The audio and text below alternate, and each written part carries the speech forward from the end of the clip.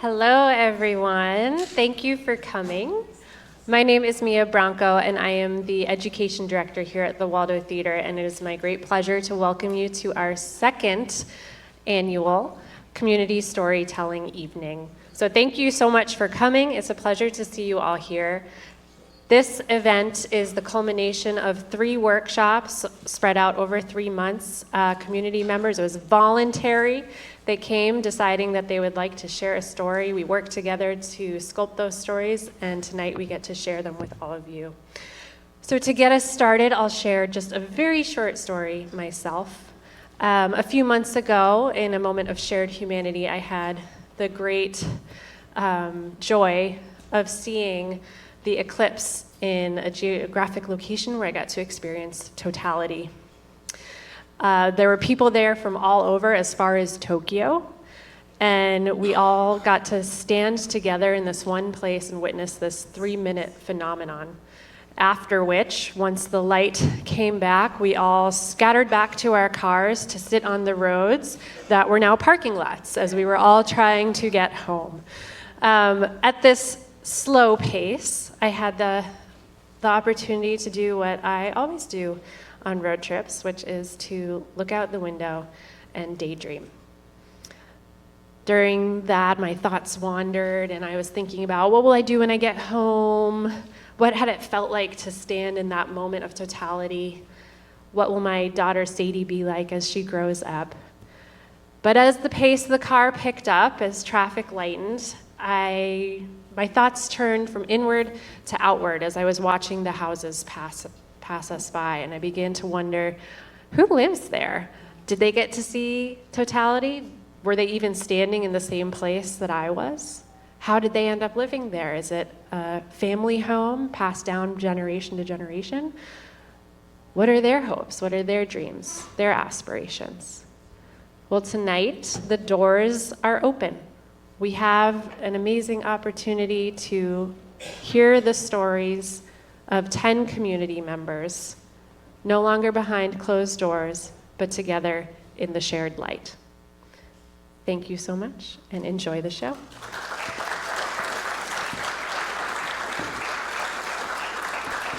Our first storyteller is Oren Robinson.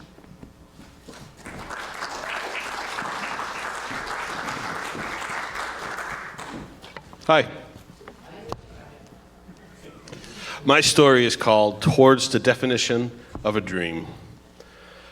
I like learning new things and then half remembering those, creating a knowledge base that's a bit like AI hallucinations. When you put input into an AI generator and it spits back some sort of eldritch horror from a Lovecraft novel.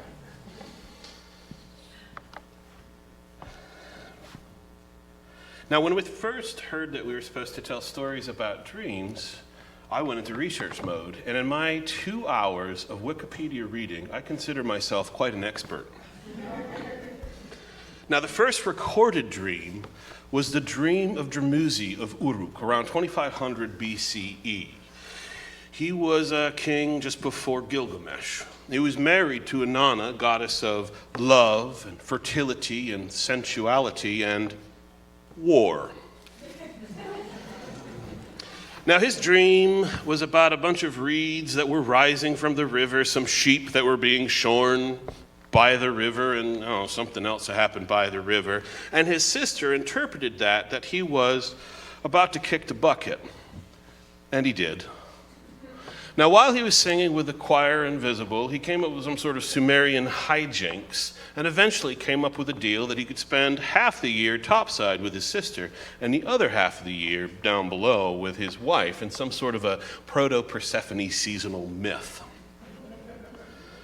Now, according to Oxford, a dream is a series of thoughts, images, and sensations in one's mind during sleep, or a cherished aspiration, ambition, or ideal. Of course, I like the old English dreamin', which is to sing, rejoice, and to make music. Now, to the first point, my most vivid sleepy time dream of recent was me and my good old pal Snoop Doggy Dogg cruising towards something or other in a purple Jeep with a glittery decal that said, "Yes, Queen," listening to Snoop's Gin and Juice, performed by the Gourds. Phenomenal piece of music if you get a chance to listen to it. It was one of those full immersion dreams, complete with sights and sounds and smells. So I don't think we're going to divine that one in public right now. Now there's also daydreams. Now I have a side gig as a public school music educator, and I have to say this was my last day today. I kept sober for you people.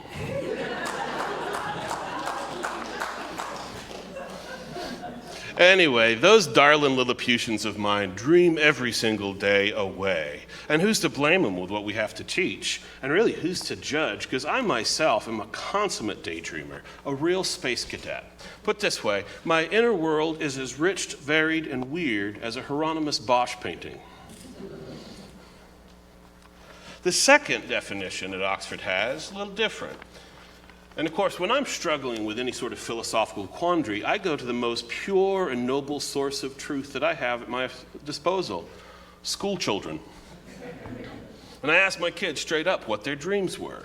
About half of them told me some sleepy time dream that they had, usually involving some sort of video game or television show that they currently are consuming. The other half told me what they wanted to do when they grew up. Some noble grown-up things like teacher or mechanic, or some even nobler ones like doctor or lawyer or working at the local Dollar General. My favorite by far was one who wanted to be the first to solve global climate change.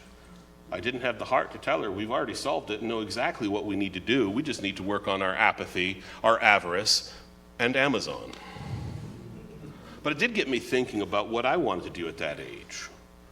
At first, I wanted to be a garbage truck. And considering everything I carry around every day, that's largely true. Next, I wanted to be a minister. And according to a website that hawks ordinations, I am. Cost me $50 back in the early aughts. Next, I wanted to be an archaeologist, right about the same time I watched Indiana Jones for the first time. And now I have a spare room in my house that's filled with artifacts from the past, complete with dust, cobwebs, and snakes. And I feel like an archaeologist every time I go in there, so we can chalk that up to a win as well. Briefly, in middle school, I wanted to be a basketball player, and thankfully that delusion of grandeur was not long-lived. I found that I really found a passion in the arts, so I became a musician, and I dreamed of making music for the masses. And considering my Spotify has 5 monthly listeners, I think we can all agree, mission accomplished. I also got a hold of a small piece of family land, so I was able to realize my dreams as a homesteader. I bought a sawmill and built a house out of logs that I'd cut off my own land. I grew food for my family, which I had kind of acquired through my music inadvertently. I was really living the dream until I wasn't. Things happen. Sometimes nightmarish things happen without us knowing, and my dreams faded from reality. I still had my music, mostly. I still had my homestead, mostly. I still had that spare room filled with artifacts from the past, mostly. But the dream wasn't there. I fell back into that platonic cave, only seeing shadows.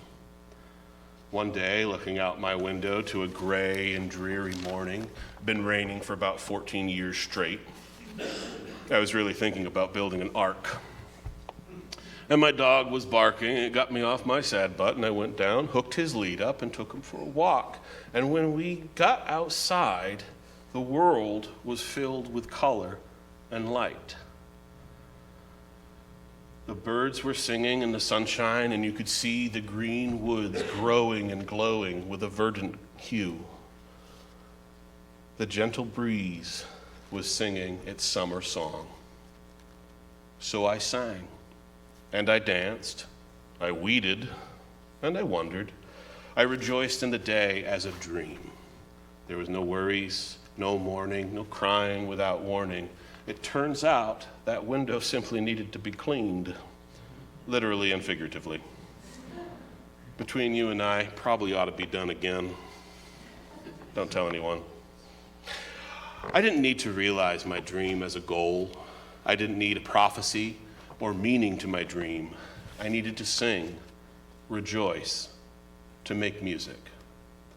I realized that our reality is a lucid dream with more physical laws like gravity, thermodynamics, not ripping the tag off mattresses. One doesn't have to achieve the dream. Creating one and living in one is sufficient. Thank you.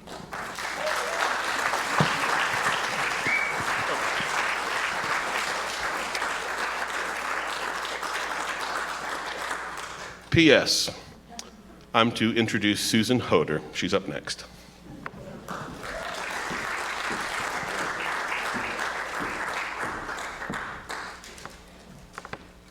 This story is called First Daughter. I was sleeping beside my mother the night that she died. It wasn't like in the movies where the wind rustles the curtains and I was suddenly aware that her soul had left the world.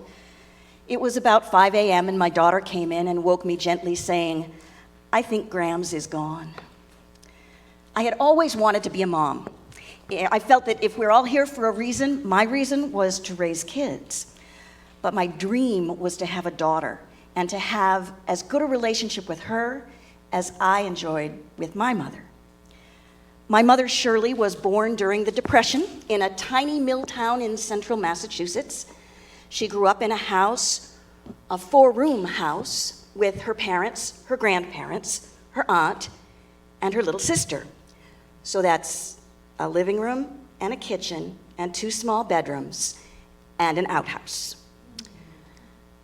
Everybody worked at the paper mill, where they manufactured tissues, toilet paper, and sanitary napkins. I did some genealogical research a few years back to put together a book for my mother's 75th birthday. In so doing, I developed an awareness of my ancestors that I hadn't had before, particularly the women. I've never understood patriarchal lineage in the first place. I mean, until recently, you couldn't really determine who the dad was, but the act of giving birth made mom pretty clear. Anyway, I felt very connected to my great-grandmother, my great-great-grandmothers, and I imagined what their lives must have been like. They were linking me back and carrying us forward, and yet I had an abundance of opportunities and chances at things that they could only dream of.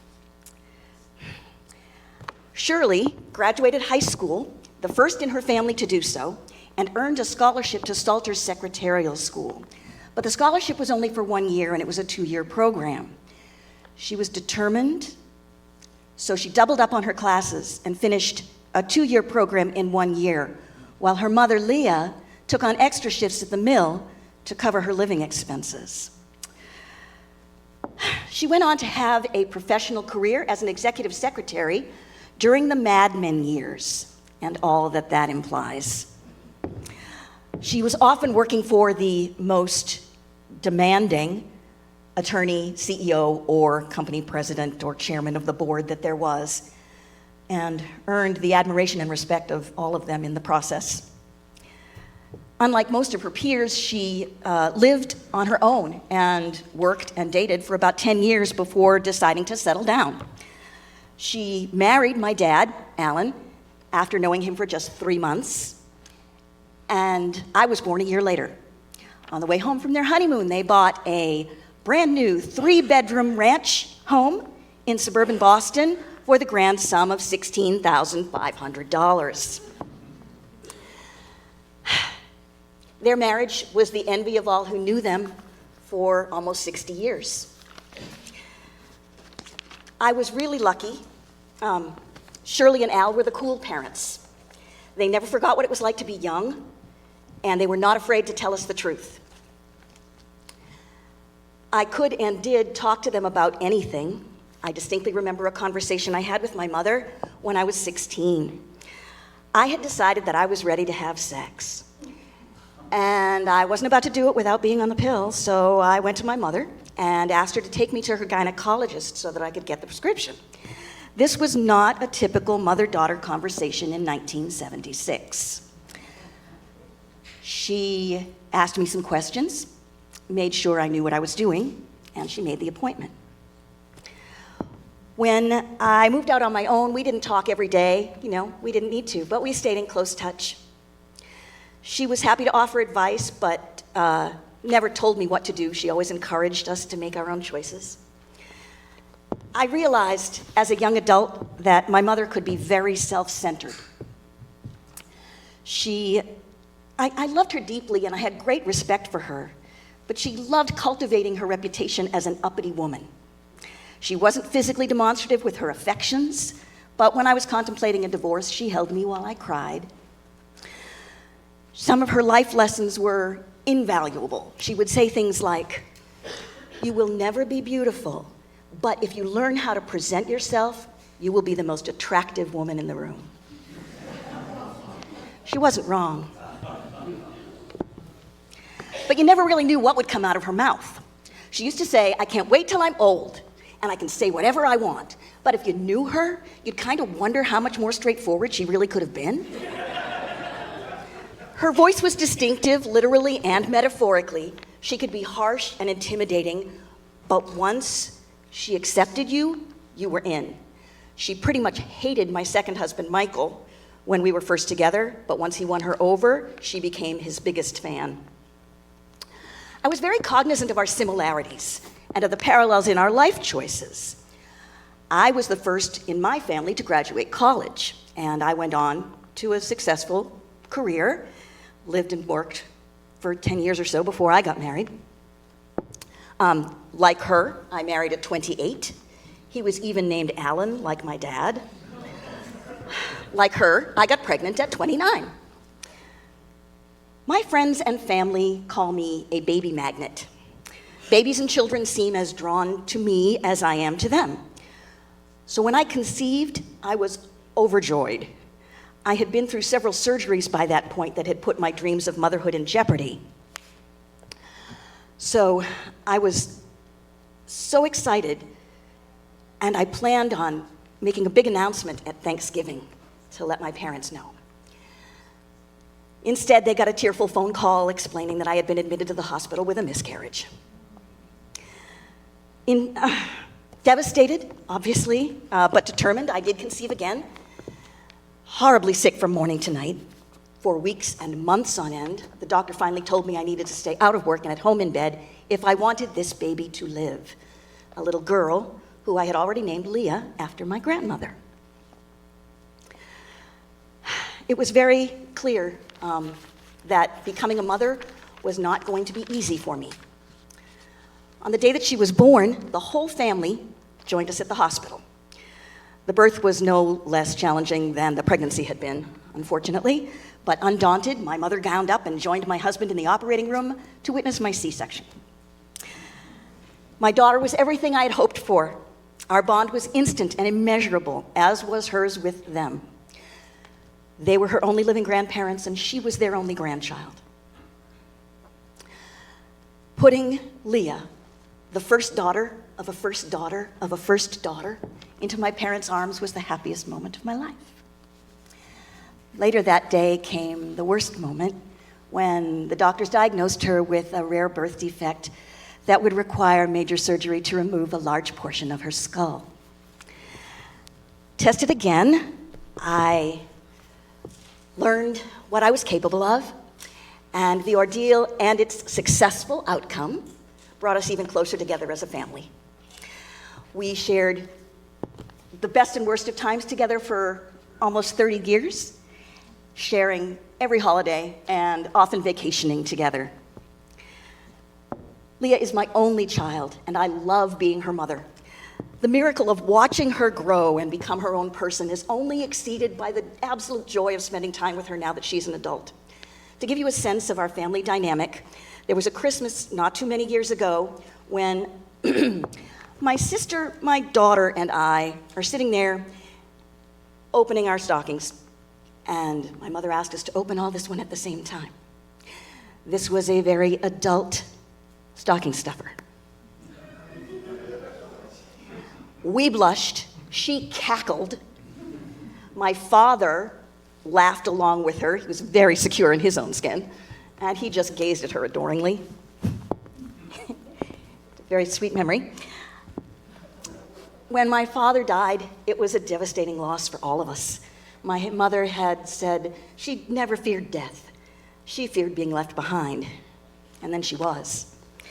She was determined to stay living in their apartment in Portland alone, but it just didn't make sense. I had always planned on caring for my parents when they got older. When I bought a house, I made sure there was suitable space for them. When I got married, I told my husband that this was a priority for me, and he better get on board. I even trained as a hospice volunteer and did that work for a couple of years so that I would be prepared no matter what. So when we moved Mom in, I was determined to make her happy and make this last chapter of her life as good as it could be. She had her own first-floor bedroom and bathroom, easy access to everything in the house. We brought in all her favorite furnishings and belongings. I cooked her favorite meals. We took her around town and introduced her to all kinds of people so that she could socialize. We made sure she had transportation wherever she wanted, whenever she wanted. And then everything fell apart.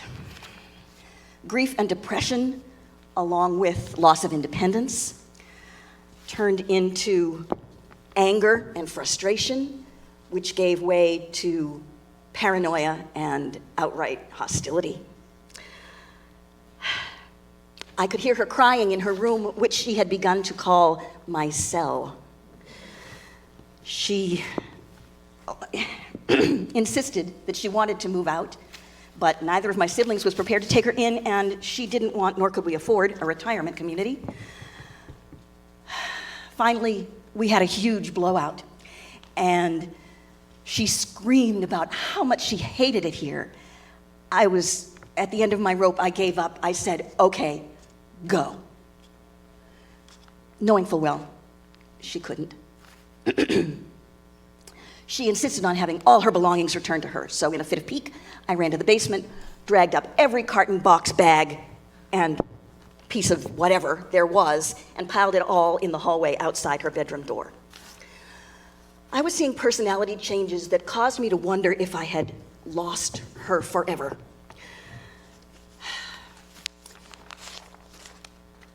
Oh.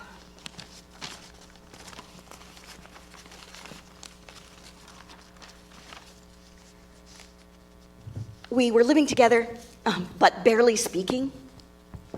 Weeks and months passed with little change. Eventually, antidepressants helped, and she realized she really didn't have a choice but to make the best of it, and eventually the relationship began to repair itself. I was at work one morning in June of 2020 when my husband Michael called to say that Shirley had fallen and that I'd better come home. He had run home from work to pick up something he'd forgotten and found her on the floor. Apparently, she had fallen in the bathroom and crawled out into the hallway covered in blood. She kept telling him that she was fine. When I got home, she was sitting on the couch.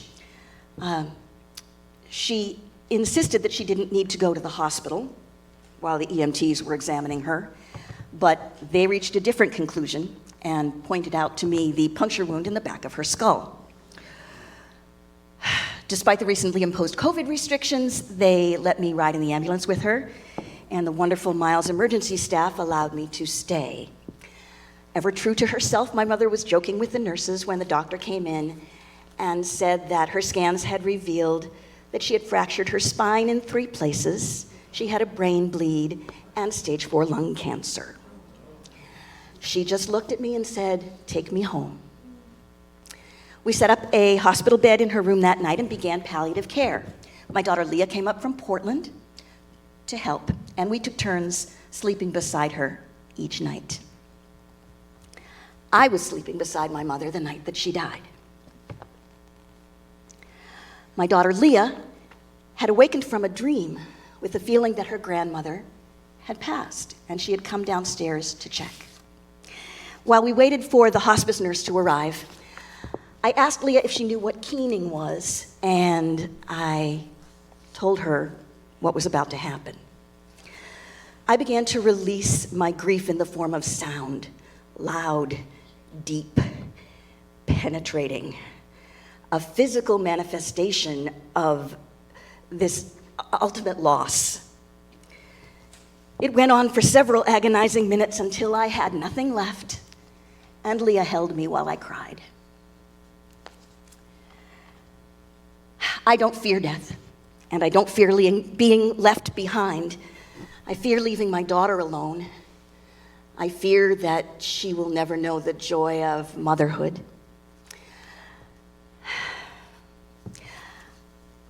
I fear that the amazing line of matriarchy that has led to its ultimate achievement, her, will in the 21st century stop.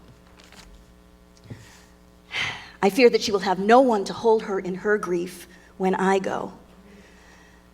But I know that she will get through it, and I hope that she can take comfort in knowing that she is my dream come true.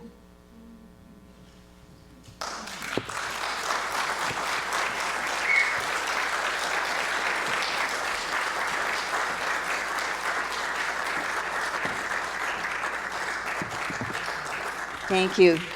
I would now like to welcome to the stage our next storyteller, Julie Sells.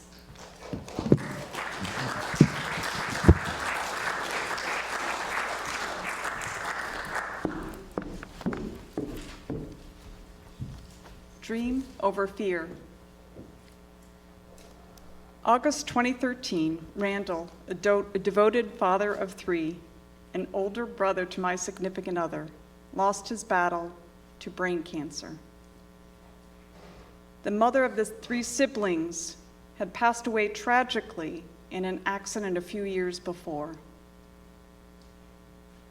They honored her by spreading her ashes at the summit of Mount Katahdin. The family wanted to do the same for Randall. To support my significant other and his family, to honor Randall, and to fulfill my dream of hiking Katahdin, I wanted to participate. And in case you don't already know, let's see, Katahdin.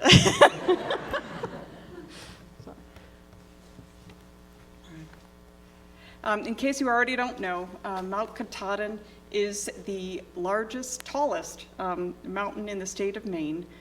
Focal point of Baxter State Park, stands majestically at 5,269 feet.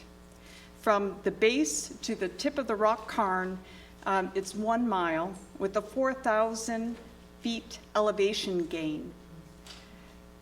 Hikers have many options for trails to summit, and the trail difficulty ranges from extremely hard to very hard. And hikers should plan anywhere from 8 to 10 hours of hiking or even 12 hours of hiking. Let's see, is this? Okay, good. Up until that point, I had hiked several mountains in the state of Maine, so physically I knew I could handle the hike. So I immediately started training, focusing on strength and endurance. Scott, in addition to honoring his brother, wanted to hike Knife's Edge. He had already done it once every decade. It was a new decade, and heck, we're already up there. Why not? So in case you don't already know, Knife's Edge is a 1.1 mile stretch from Baxter Peak, the summit of Katahdin, to Pomalo Peak. And it is described as a serrated edge with steep drop-offs. It takes about an hour, and it's not for the novice. So I'm all in, except I'm really scared of heights. I use the step stool and get wobbly. And when I hike mountains and I get above the tree line and I have that exposed view, I get unsteady. And when I summit, I'm too scared to walk to the edge and look down. I can't even watch other people going to the edge and looking down. So I wanted to conquer my acrophobia. I sign up for tandem skydiving. Yep. I show up. I sign away all of my liability rights. I do the training. I meet my fall buddy. And all dives were canceled because the heavy gusts of wind never abated. I tried chairlift ride to see the fall foliage panoramic view. I white-knuckled the entire experience. I didn't even see a leaf. So the morning came to memorialize Randall. Scott and his family and friends we decided to hike separately, and that we'll meet up at the summit to do our ceremony. And in case you already don't know, park rangers have a cutoff time if you're planning on summiting Baxter Peak, because they want to ensure there's enough daylight for the hikers to ascend and descend. So you sign in your name, the trails you plan to take, and the mountain you want to summit. There are several summits or several mountains in the area. And then on the way back, you sign out saying that you made it. At the end of the day, the park rangers review the list and decide when it's time to send out a search and rescue party. So I have my backpack with appropriate provisions, ankle-supporting hiking boots, trekking poles, and we're off. We join hundreds of enthusiasts on the upward trek.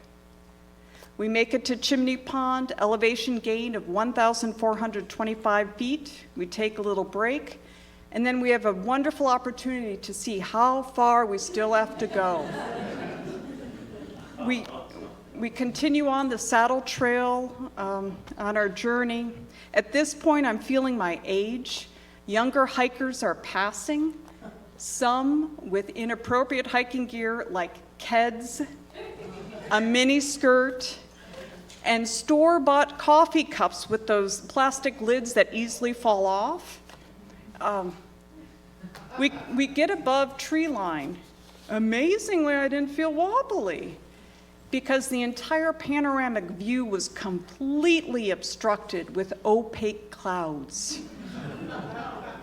We get to the summit and join hundreds and hundreds and hundreds of others enjoying, celebrating their pinnacle achievement. My beloved and I find a nice little rock. We have our lunch, hydrate, and we wait. And we wait for his family. Eventually, his niece arrives with her friend and informs us that one of her brothers injured his hip, and they were slowly coming up. Scott and I, after careful consideration, decided to go ahead and continue on with our hike because it would be hours and hours. We said a few words on behalf of Randall, and we set off. And the pile of rocks was pretty wide at the Baxter Trail, Baxter Peak, and the clouds were so thick that I didn't feel wobbly. And I was thinking, all right, I could do this. I'm feeling confident. I'm walking along. At one point, a perfect rainbow, circle of a rainbow appeared and followed us on our progression. Hikers continued to pass me by. And there were times where the clouds would clear and you could look all the way down to Chimney Pond. And the passing hikers, look, there's a view, look.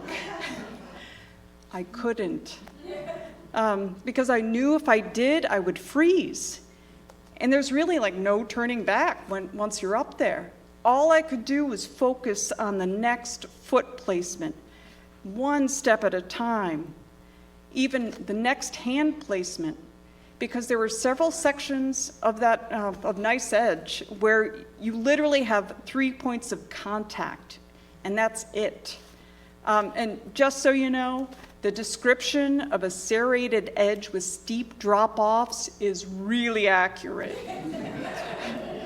At one point, a group of expert hikers passed us by with 2 trekking poles, very agile.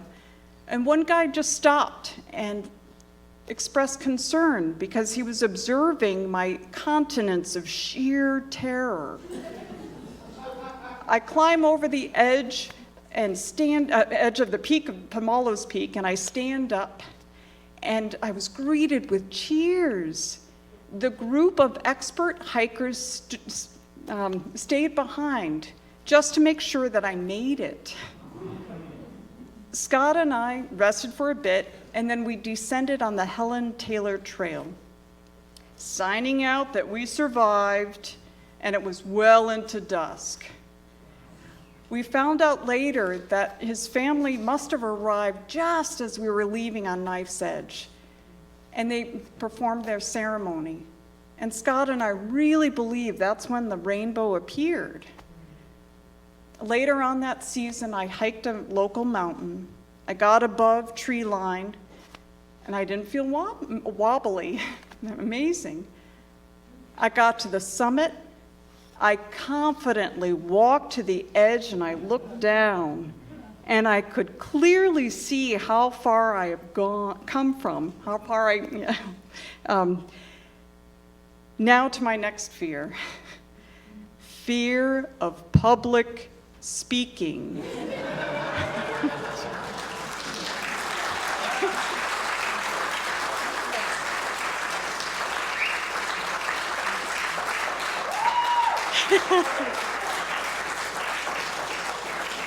It's with great honor that I introduce Elaine McKee Bragan.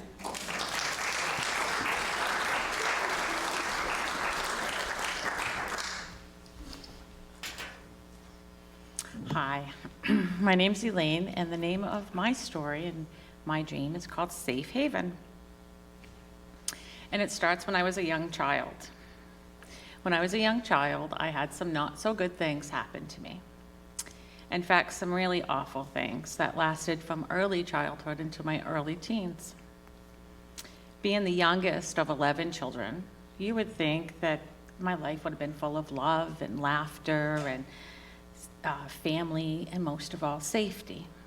But unfortunately, that wasn't my story.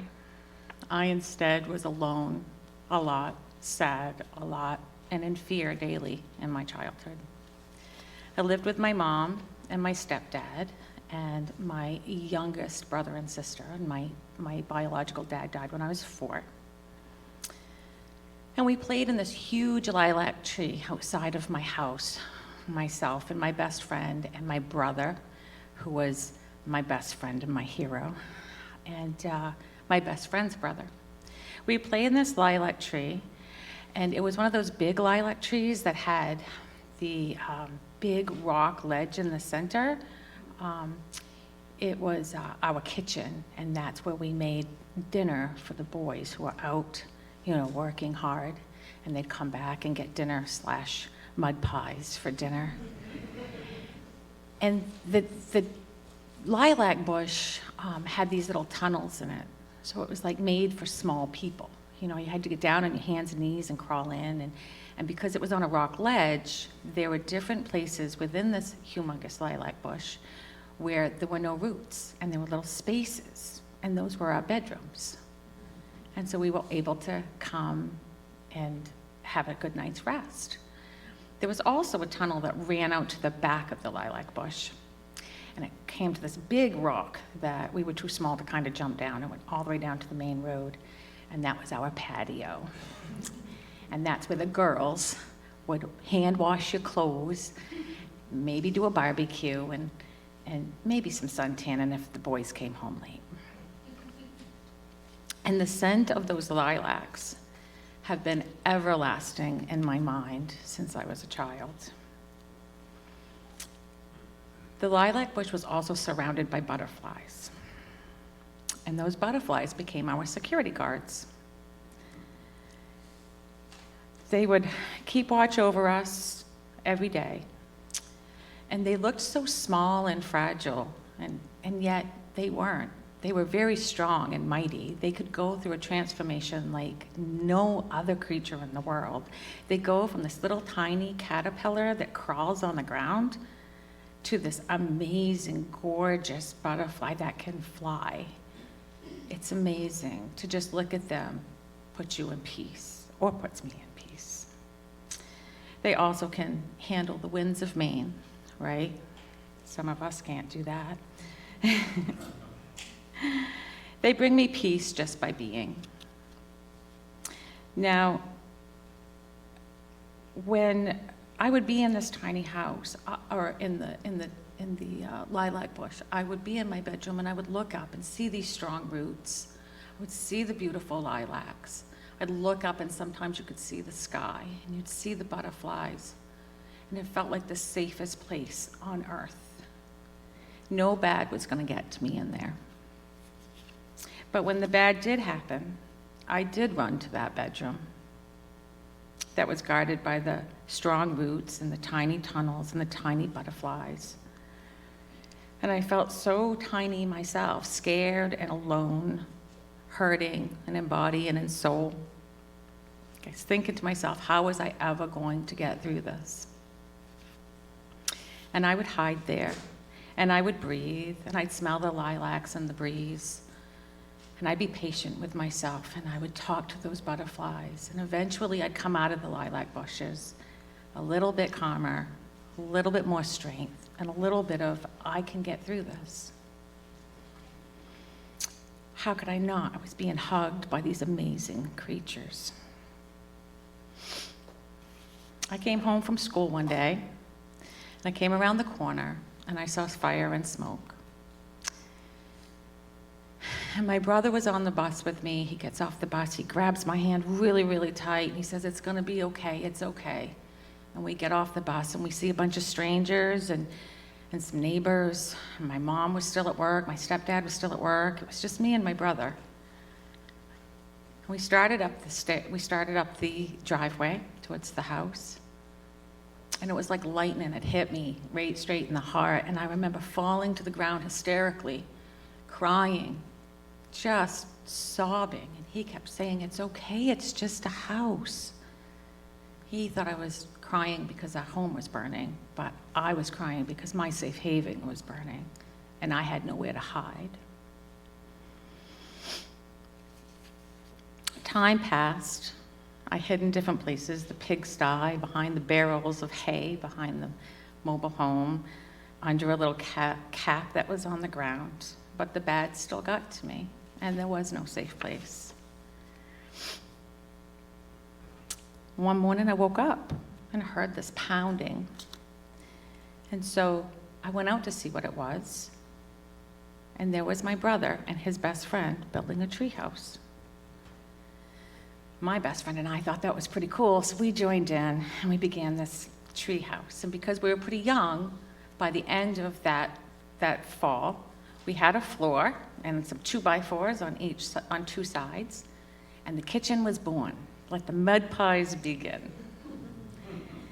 Early in the spring, the next spring, we got the plywood up, 4 walls. There was a tiny little window, 4 tiny little seats, a little shelf. There were 4 cups and 4 bowls and 4 plates for us 4 really close friends. At that point, some of the lilacs had survived, and so I went out and I would pick the lilacs and I put them on the inside and the outside of this tree house. And sure enough, the butterflies came back. They were there again to protect me, and again, I found a tiny house from my safe haven. And again, this is where I would run when the horrors would come near me, come to me, come after me. Eventually, I would sit there and get calmer and say, okay, I can get through this. I got through it last time, I can get through this. And I'd come out a little calmer with a sense of, I can do this. But then one day, when I was crying and sobbing and alone, I went to that tiny house. And this day was enormously memorable to me. I was in that tiny house crying and feeling like I couldn't live anymore. Not only could I not live, I didn't want to live. I didn't want to be here anymore. I didn't want to do this anymore. I was done. And that particular day, this butterfly flew through that little window, and I had talked to butterflies many times throughout my childhood. But this one butterfly came, and he sat there like, what's wrong? And I told that butterfly how mad I was, and how angry I was, and how lonely I was, and how sad I was, and how I couldn't live anymore. And it just sat there being the most beautiful butterfly you've ever seen, and reminded me it used to be a caterpillar. Well, I can be a caterpillar, and I can grow myself into a butterfly. All I got to do is get through today. And so I came out of that little treehouse a little stronger that day, with a sense of maybe I can do this. But before I left, I said to that butterfly, and I will never forget it, I said, when I grow up, I'm going to have myself a tiny house, and it's going to be covered and surrounded by lilacs and butterflies, and all will be welcome. Many things have happened to me since then. My brother, who you know is my best friend and my hero, died when I was 23 years old. I lost 5 of my siblings since then. My mom has died, I have fought cancer, and many, many other things and tragedies in life, like I'm sure all of you have. But the one consistent that has always been there for me is that the lilacs always bloom and the butterflies always show up. And in 2022, after years of looking at tiny houses, I created blueprints to my tiny house. And in 2023, well, let me jump back one more step. In 2022, or just before the COVID hit, 4 days before COVID hit, I bought a house, a big house, covered in lilacs on all 4 sides. And it's beautiful, but it hasn't felt right. So in 2022, I created the blueprints for a tiny house. And in 2023, with the help from a lot of people, mostly my husband, we built a tiny house on our property. And it is surrounded by lilacs and butterflies, real and otherwise, to make sure they're there year-round. I called it Simplicity, and I opened it to all to come, and I get now to go in there anytime I want, to reflect, to be grateful for my life, my strength, my courage, my dreams, with no regrets of the past. Because honestly, that's who made me who I am today. Cliche or not, it's real for me. I get to read the notes of the travelers in the tiny little book, and I know that they feel safe there. We even have people who come back. Of course they're gonna come back, because butterflies and lilacs, right? Now you may think, being the youngest of 11, I should have been full of love, laughter, family, and safety. Well, I had my brother, who was my best friend and my hero, those amazing butterflies, all of those lilacs. So really, I truly did. And now, I have a safe haven of my own, and you're all welcome anytime. Thank you.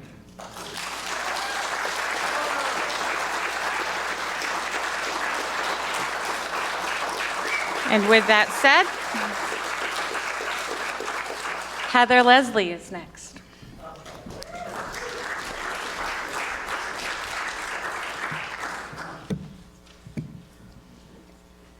Hi, I have a story to share about a river that's not far from here, the Damariscotta River, just west.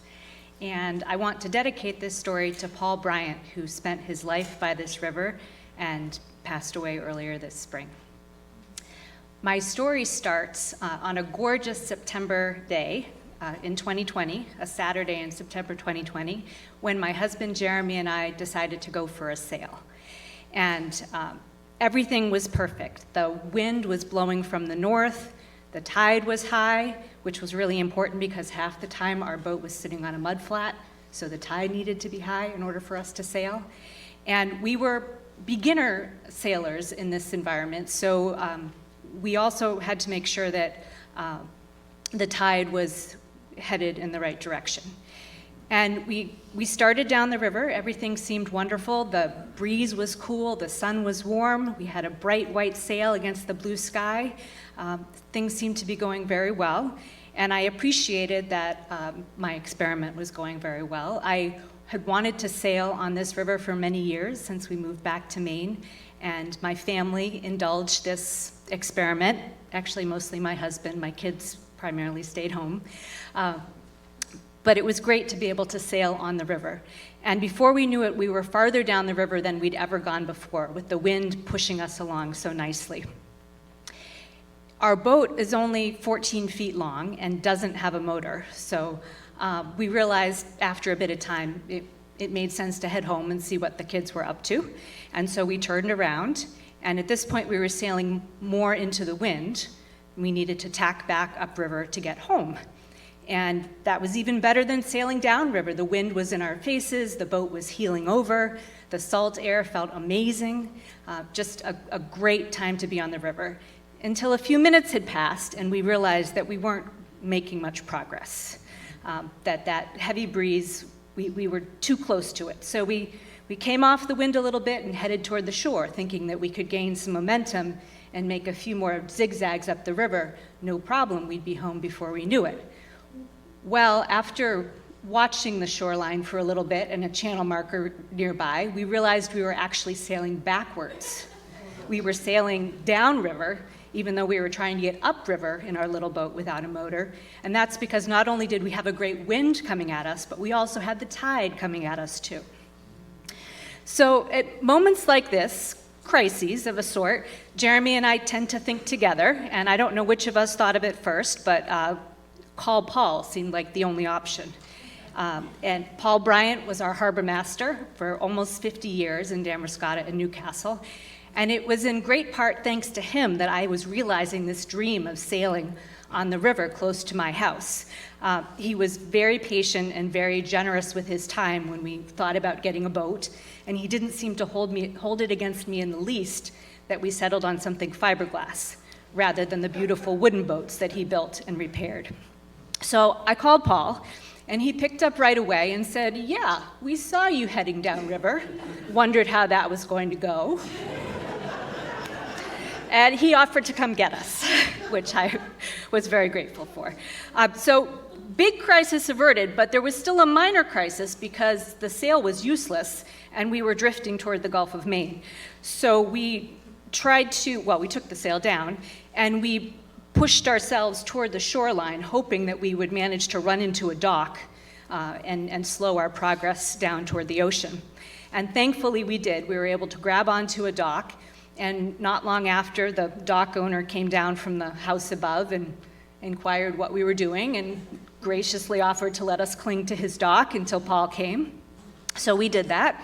And about 20 minutes later, after what seemed like a much longer period of time, Paul arrived with his skiff and secured the boat, our boat, to his boat, and began the slow trek against the wind and the tide back upriver. And while we were, or at least I was, a little bit embarrassed about the whole thing, I was mostly just incredibly grateful. And we got as low as we could in the boat to try to slow or to make it easier for Paul to push us upriver with this heavy load. And before long, we were back where we belonged, on our mooring in front of Paul's boatyard, and we resolved never, ever to sail on the Damascotta again without a motor.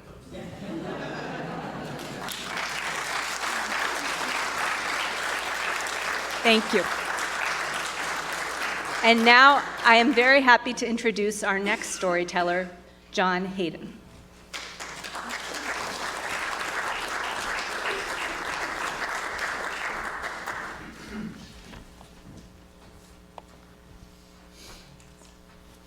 Hi. My story is called The Dream of Ireland. I love to walk. I love to walk. 3 miles per hour is how I best connect with the landscape and its inhabitants. It's also the perfect speed for observation and reflection. So this time I find myself climbing Crowpatrick, which is a mountain in the west of Ireland in County Mayo, my mother's birth county. This mountain has been the site of pilgrimage for over 4,000 years. And I decided, once my mother passed and I turned 60, that I wanted to take a walk across Ireland to honor her memory and to reconnect with my ancestors and my ancestral homeland. This mountain was going to be the start of my personal pilgrimage. It's still a warm and sunny day when I get up top, and with the onshore breeze, my t-shirt is cooling off from the evaporation, and I'm filled with awe at the scenery around me and the thought of the people who have climbed this mountain before me, all who have climbed the mountain. I find a quiet spot and look around.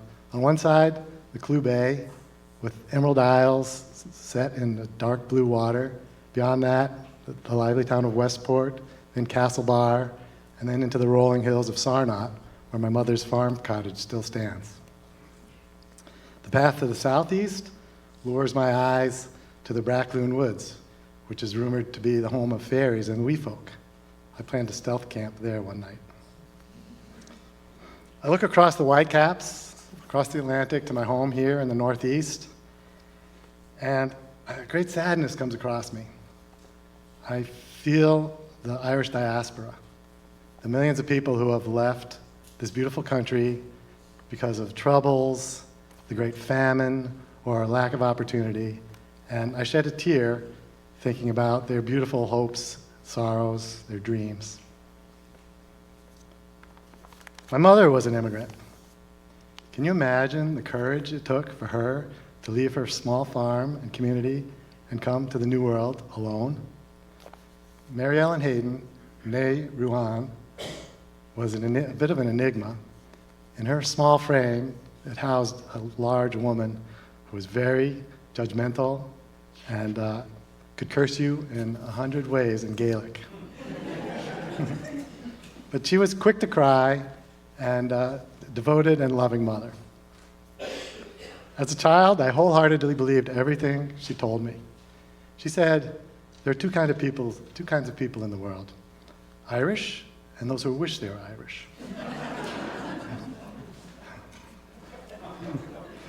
We pitied the non-Irish. As I grew older, I realized that it was silly for me to hinge my identity on how Irish I was, and that I'd been conditioned. By the way, my father's side is Irish also. As you can see, I still can't seem to shake this Celtic complex, and yep, I still pity you, non-Irish.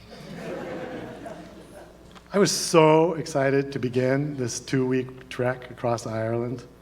It would be grand, just grand. The people would welcome me with open arms as a long-lost native son. The pubs would be full of craic and good music. The bucolic countryside would look like something out of John Wayne and Maureen O'Hara's The Quiet Man. Maybe I would cheat a little and get a ride on a donkey cart that was bringing the peat home to the fireplace. Would there be modern-day druids?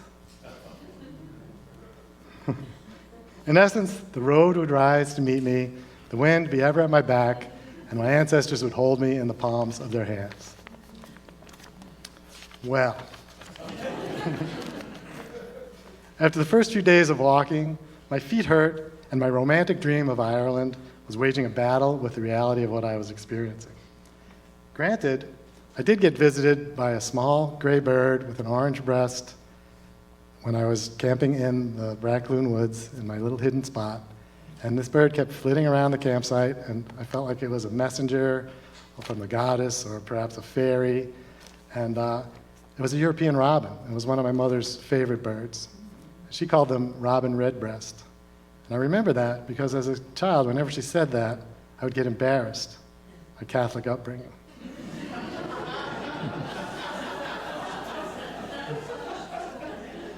I didn't quite get the bird's message, but I did enjoy her company. Back to the disappointing reality.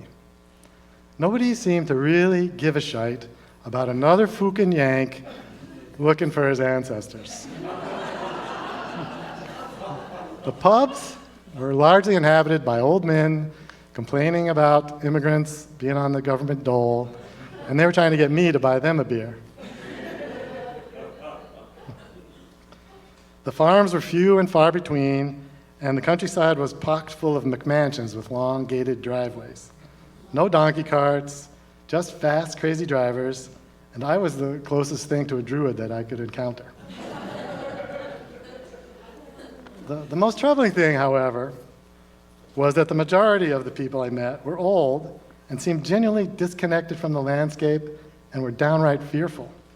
Some avoided me by taking detours across the road. The ones I was able to engage beyond top of the morning, and they do say that, the conversation would generally come around to, aren't you afraid to be out here by your lonesome? Or, what about the wild animals? In Ireland? Like, hedgehogs? So I substituted fairies, wee folk, or maybe even the banshee, that female spirit that wails into the wind upon the upcoming death. My mother believed in these things. She would say she didn't, but I knew she did. The anxiety of these people got so bad in my mind that I even came up with a hypothesis that there had been a courage drain over the years. Was it possible that the bravest and most adventurous people had taken their genes out of the gene pool and immigrated with them? And left behind this depleted population of old worrywarts? Admittedly, that was harsh, but I knew well enough to keep it to myself. And I love to walk, though, and I had a good rhythm going on the country road to Clonmacnoise. It's the ancient Christian Celtic monastery that was founded by St. Kieran in 544. It's a warm and sunny day again, a rarity in Ireland, and the yellow gorse is in bloom and buzzing with all the pollinators, bumblebees, wasps, and the native honeybees. And the native honeybees make me think about my hives back home and how those bees are descendants of immigrants. Because the European settlers brought the honeybee over here when they came, and now the honeybee has become a beloved icon of the American landscape. Sometimes when I walk, the goddess speaks to me. This time, I get the message. She says, everything changes, the universe is unfolding as it should, embrace it. Yeah, goddess. Easier said than done. And I miss my mom. It was difficult to watch dementia take its toll on her without knowing how to best support her. It was tragic and yet somehow endearing to hear her slip into the Gaelic of her childhood at the end. Anyway, my conversation with the goddess is over, and I cross the River Shannon at Shannon Bridge, and I stop into a pub/gift shop/tourist trap. And there's a guy in there who's actually interested in my story. And he buys me a pint of Guinness, and we drink our pints together, and then we're getting along fine, and then he buys me a ceramic sugar bowl, about this big, in a box. And that's the last thing I want to put in my backpack when I'm hauling across this country. But I hauled it all the way home because of the spirit that it was given in. The walk continues to be pleasant, and I'm able to camp in a field outside the entrance of Clonmacnoise. So the next morning, I'm the first one into the site. And it's a beautiful morning. There's a mist coming off the River Shannon, and the structures and monuments are kind of enshrouded in the mist like a dream. The intricate knotwork animals on the Celtic crosses are just amazing.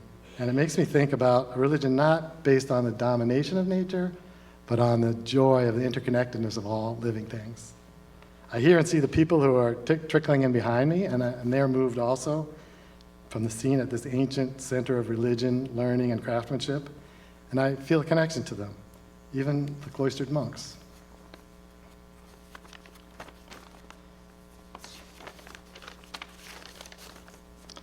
The final 60 miles follow the Grand Canal. The Grand Canal Way is a path that connects the Shannon River to Dublin. And the town of Tullamore, home of the Tullamore Dew whiskey distillery, is along that path. So I splurge and I stay at a quaint inn in Tullamore, and the innkeeper is a spry woman who looks like my mom, as a younger version of my mom had she stayed in Ireland. The first thing she says is, after she hears about my story about walking across Ireland, is, "Welcome. I'll take care of your laundry. Just drop it in the basket. No trouble at all." I guess I was beginning to smell, but it was an act of kindness nevertheless. After showering, I feast on a dinner of pot roast and dark brown gravy over creamy golden mashed potatoes, followed by a warm apple pie with bright yellow bird's eye custard sauce, just like my mother would make. The server is a friendly young woman from Poland. I walk into town, and there are young people and laughter. I meet a beautiful Nigerian family of immigrants, and the two polite and shy children, after a while, I coax them into speaking with me, and believe it or not, they have brogues. It was just too cute. But I wonder what my mother would say. On the rest of the walk to Dublin, there are many fisher folk along the banks of the canal, and they are trying their hand at catching fish, and their families are nearby, picnicking and playing. They don't bat an eye at the fact that I have my belongings on my back, and I'm sleeping out on the bogs. It turns out that they're Eastern Europeans who have immigrated to Ireland looking for better conditions and happiness for them and their families. So I finally get it. These people, the Polish waitress, the Nigerians, the Eastern European fisher folk, these are the new Irish. If my theory about courage leaving with the diaspora had any inkling of truth, then these new industrious, adventurous citizens were charting a course for a new Ireland, a new version. So by the time I get to St. James Gate in Dublin, I know two things. I love to walk, and we're going to be okay. As a matter of fact, grand, just grand.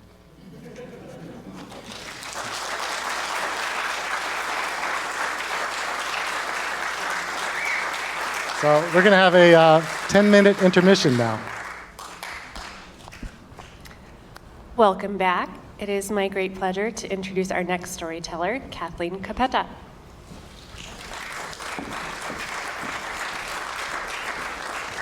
Hi. My story is called Tree Magic. July 25th, 2023. The Dream. I am standing in front of a tree of life, a tree of knowledge, and I have a long braid of hair down my back. And like in the Avatar movie, I plug it into the tree, and I proceed to have what can only be described as a full body enlightenment. It's this beautiful, euphoric feeling where light and energy is coursing through me, and I'm lifted up. And then, immediately following that, a very calm voice says, "You are going to die on your 41st birthday." And then I wake up. My 41st birthday is 280 days away on May 1st, 2024. 247 days left till my birthday, the physical. I've been rather anxious since the dream, devising all these ways that I'm going to perish and not drinking or not eating solid food, drinking only things through a straw. And so I go to my doctor and I say, "Okay, Carrie, I want a full body scan. Something's wrong." The dream felt like a message, not a dream. And she looks at me and she knows me as a little bit of a hypochondriac. She's like, "Well, we're not going to do a full body scan, but we'll do some blood work." And they just changed the mammogram age from 45 to 40. So we'll get you in for that. And so I leave the office with the referrals and thankfully a prescription for Zoloft for the anxiety that I'm feeling about my upcoming death. 193 days left until my death day, what I've come to refer to it as the sweat lodge. I attend a sweat lodge on MDI, and we make the dome by bending branches. And the branches form a dome, and then you put lots of blankets over it. And we light a fire, and we heat rocks that are then carried into the sweat lodge. And in the sweat lodge, we say lots of prayers. I say a prayer for my cousin, who is 35, who had just been diagnosed with stage 4 metastatic breast cancer. And I say a prayer for myself. After 2 mammograms, I have an upcoming biopsy. After the sweat lodge, I crawl out on my hands and knees, and I lie in the roots of the trees looking up at the stars, and I feel as though I've walked through a portal, and I just know that I need to go on a spiritual journey. And the wise women of the Sweat Lodge tell me, don't worry, your dream is not literal, it's metaphorical. And on your birthday, you'll have a shamanic death and rebirth. And so I leave the Sweat Lodge really excited about the spiritual journey of the next 6 months. 184 days left to my death day, the diagnosis. I'm in my yurt in the woods behind my house, and I'm by myself, and I'm working. And an email pops up. Are you familiar with these from my chart? New test result. Maybe some of you have the will to not read them. I don't. And so I read the results of my biopsy alone in my yurt in the woods. And I see the words malignant, necrosis, possible microinvasion. Those are all bad things. And about 30 seconds later, my doctor, Carrie, calls me. And she says, I'm so sorry, Kathleen. And I say, Carrie, I don't understand. Like, does this mean I have cancer? And she says, yes, I'm afraid you do. And so I walk out of my yurt into my house, and I crumble into the arms of my husband, and I call my parents, and my best friend comes over, and we cry. A few short hours later, we tell our 3 kids, who are then 5, 9, and 12, that their mother has breast cancer. And secretly inside, I worry that the prophecy of my dream is now really going to come true. 176 days left to the death day. The surgeon. When you get breast cancer, you generally first meet with a surgeon, which was really surprising to me. So it was my first time with a doctor after the diagnosis, and so she described to me what breast cancer is. And she described it using a metaphor of a tree. And she said, your cancer is in the milk ducts, the branches of the tree. 145 days left to the death day. I wear a plunging V-neck with a black push-up bra the night before my double mastectomy. I am in Portsmouth, about to watch my 12-year-old daughter perform in The Sound of Music, a play she's been rehearsing since September. And we're at dinner, and we're all really excited for the play, and we're all really anxious for my surgery tomorrow morning. And my husband gets a call and steps outside and beckons me to come out. And it's a call letting us know that our friend and his colleague and our kid's tennis coach, a Waldoboro man, has committed suicide. And we're absolutely devastated upon devastation. We decide not to tell our kids, certainly not before the performance and not before my surgery. And then we go to the play, and our daughter shines on stage. And at the end of the play, she's singing Edelweiss with the Von Trapp family. And my husband and I are crying tears of joy and tears of sorrow at the exact same time. A few hours later, we drive to Scarborough, where I have a double mastectomy. 115 days left till the death day. 2024 has started out quite horrifically, and I think to myself, this is quite a spiritual journey. Thanks, universe.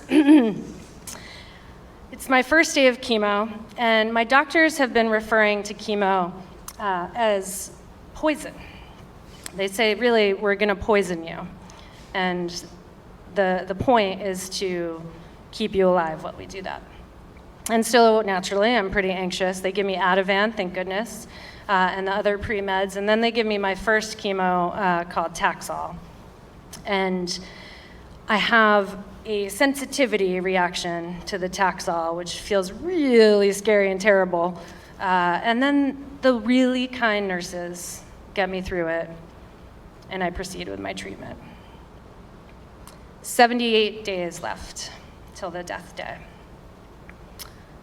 Chemo has obliterated my body. It's been 5 weeks since the first treatment, and I had landed in the ICU after emergency surgery on a 10-centimeter rectal abscess, which I do not recommend.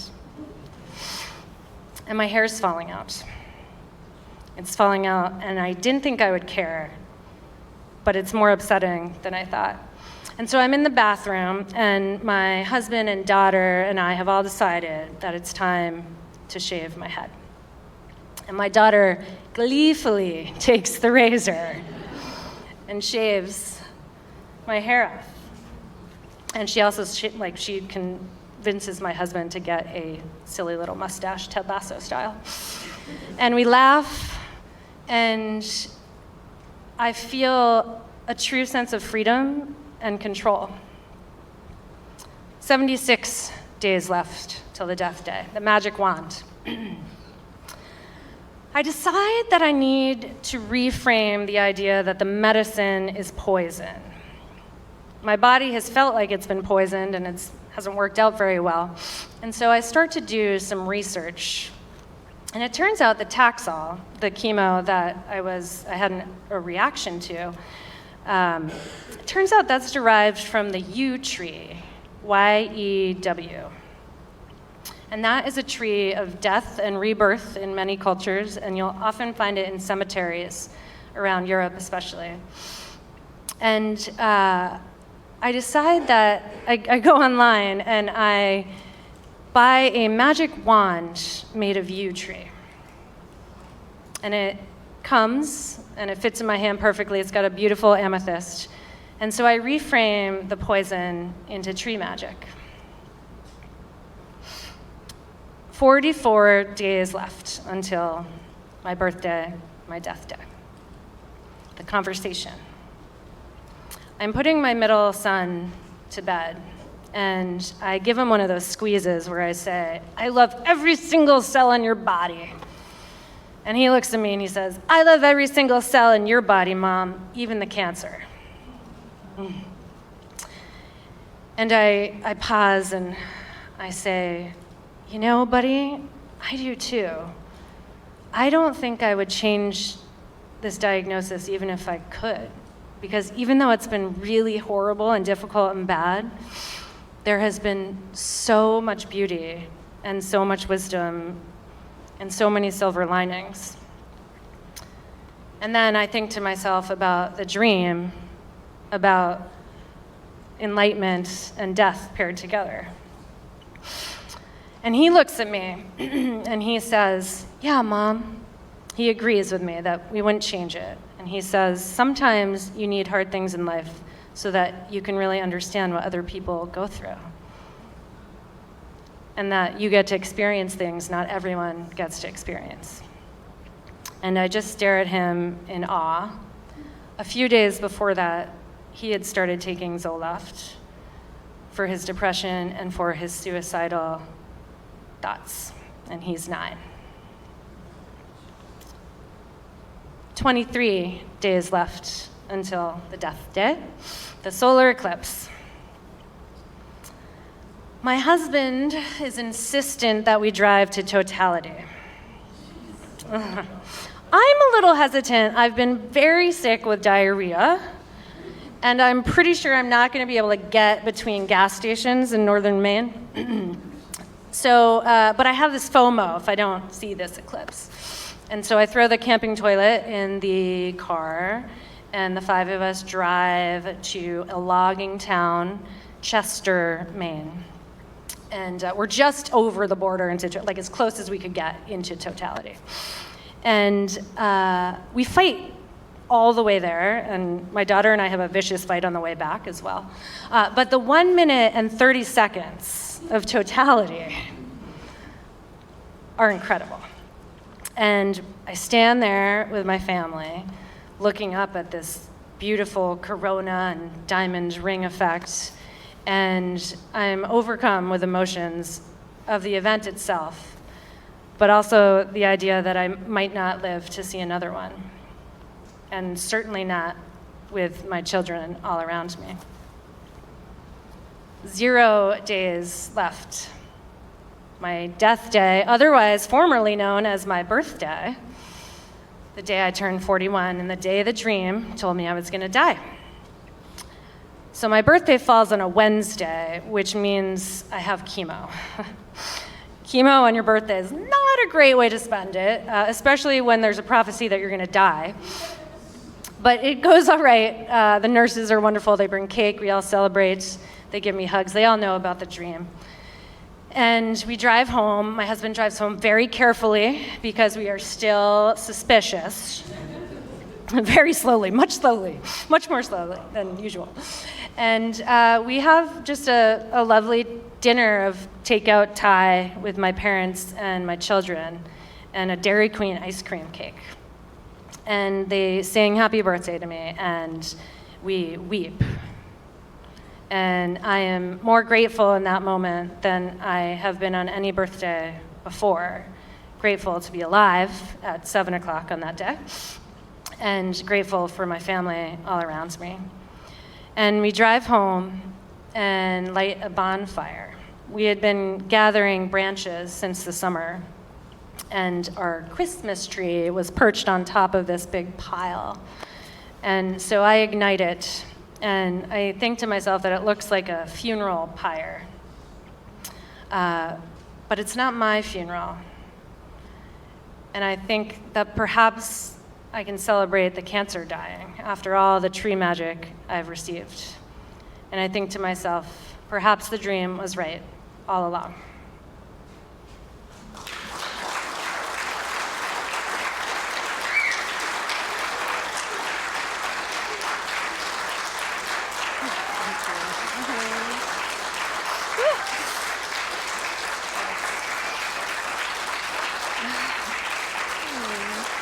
You're gonna make me cry.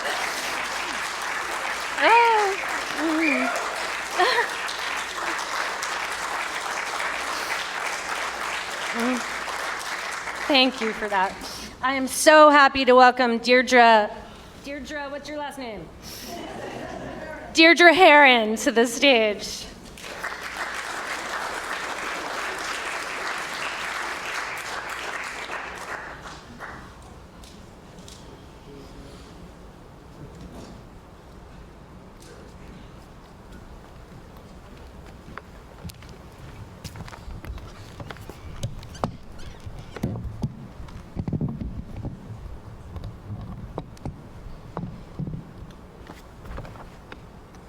First, much love to her and the you. Yes, and to you. So I'm Deirdre, and growing up in America with a name like Deirdre, it makes you pretty tough and pretty literate pretty fast. Because I got pretty quick with my response to the question, how do you spell that? I was like, well, it's I before E, except after C, and except in Gaelic, because the Irish, they don't really like to follow rules. But if you were a child growing up in Ireland, you'd already be familiar with the legend of Deirdre of the Sorrows. You would have heard it growing up in school, the version taught to you there. So it starts like this. It was in the times of a united Ulster.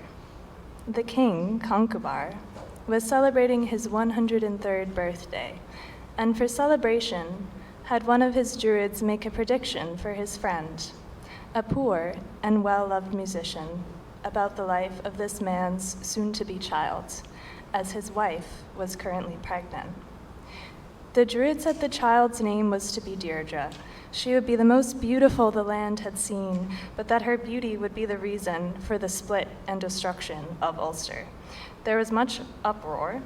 Conchobar said, listen, I'm the king and I'll marry her and that'll solve that. Deirdre is left to be raised in a very secluded river valley by the hands of a woman, Lavercam. She becomes beautiful by design and powerful by the hands of Lavercam. Conchobar is stoked on his decision, looking forward to puberty. But then Deirdre has a vision when she's out on a walk and she sees some blood and a raven feather in the snow. And she's like, this is the man I love. Wow, it can only be him. Where is there a man with skin like snow, blood-red cheeks, and hair as dark as a raven? Labercam's like, well, that'd be your man Nisha. Deirdre begs to meet him, and Labercam gives in immediately because first, she is impressed with Deirdre's witchy powers of manifestation and vision. Second, she cannot deny Deirdre's flow to meet her universal destiny. She tells Nisha that there is good hunting in the valley. He goes down for some deer, finds Deirdre, ends up like, damn, what the old lady said was true. She's like, you're the love of my life, run away with me. He's like, hold up, I just met you this morning. So she puts a gasa, a bind of will, on him, so he has to run away with her. They go to an island, a remote one in the Isle of Skye, Scotland. They all live there like genuinely happy, divine little fairies of the woods and seas, building little tree forts and loving each other. Deirdre, Nisha, and his two brothers. Until, one day, some man from Ulster happened upon them and was like, Ulster men, I've found them. You can't truly be happy here. Come on home. We'll have a feast for you, and my wife's just put on the kettle. Nisha and the boys are stoked not to be exiles anymore. Deirdre has a vision of a raven flying from Scotland to Ireland with 3 drops of honey, which, as they land back on Irish soil, become blood. She's a bit freaked and is like, I dunno, boyos, I like it here a lot. They make it back to Ireland. Deirdre's all sad. Nisha's all happy that the king has made a feast for him. Deirdre knows what's fecking coming next. Concubar, the king, chops Nisha's head off. Deirdre's dad gets all mad, he was just happy to see his daughter in love, and kills the king. Then the king's men kill her dad. Deirdre dies of a broken heart because now all her men are dead. She no longer has any heart to live for. That is the legend of Deirdre of the Sorrows, Ulster cycle mythology.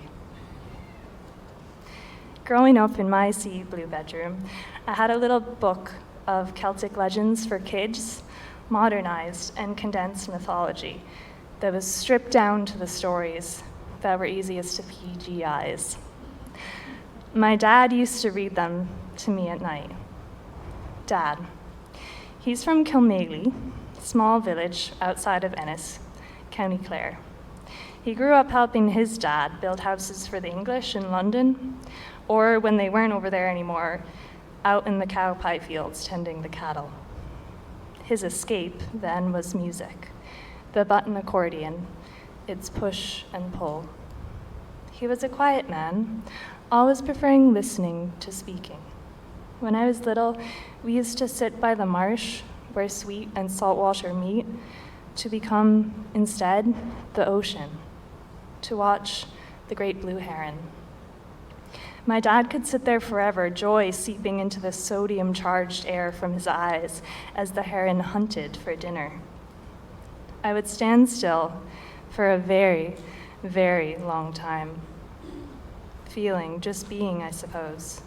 Then it would move one long leg very slowly, so slowly, that the water around it was never disturbed. It remained still, silent. And then it would reach its beak down, one ripple, circle, expanding outwards in the still water, and a fish would jump into it. No, it never had to hunt in life, really, to survive. For him, the heron, life was just about standing still long enough for the fish to jump into you. Years later, I stood at home again for a moment, by the marsh flats with my dad. We were watching the heron, and I was feeding a crack that had opened in my heart, caused by a recent lost love, a heartbreak. I asked him, Dad, when did you know that you were in love with Mom? He said, without pause, your mom, when we met in Limerick, was a beautiful writer. which meant, crucially, that she had an imagination big enough to desire another way of living. Being with her, moving to America together, meant freedom.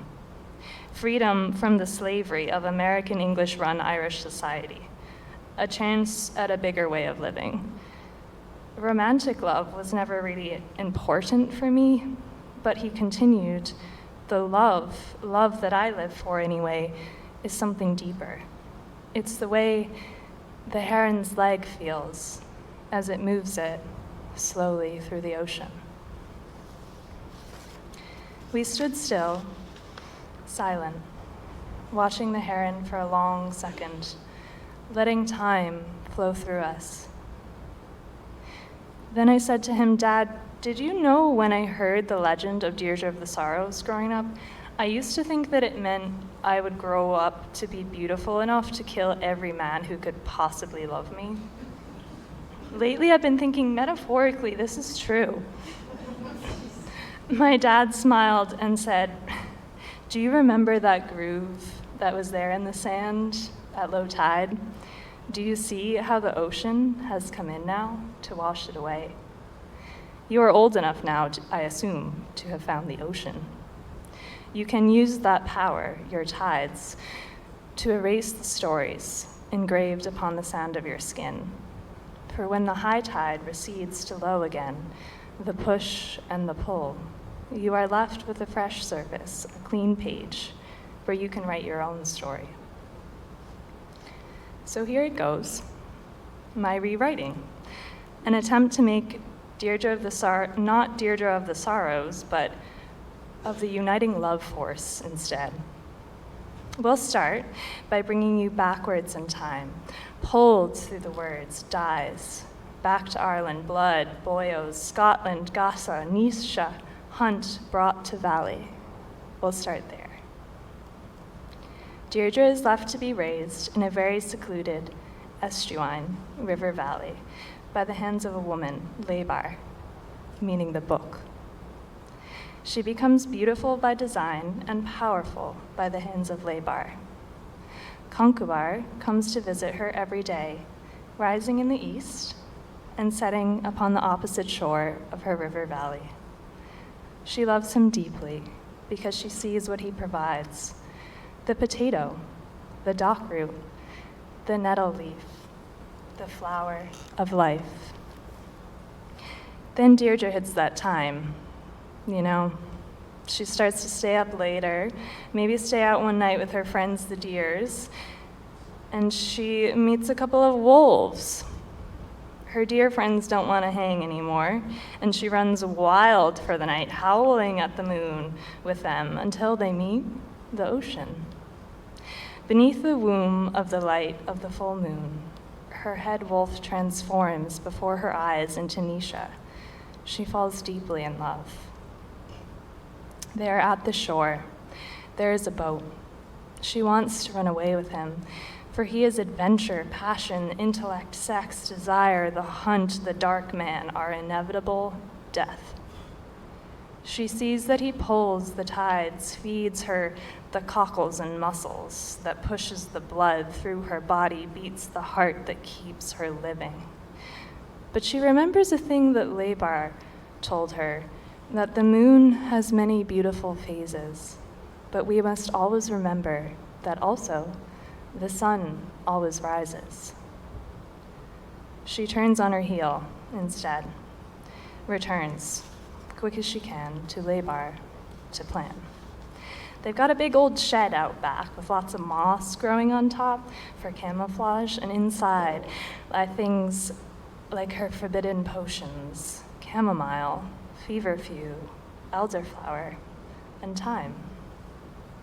It takes some time, this good witch concocting, so Deirdre's out on a walk in the woods, trying to get a bit of fresh air in a break one day, when she sees a black wolf hair and blood in the snow.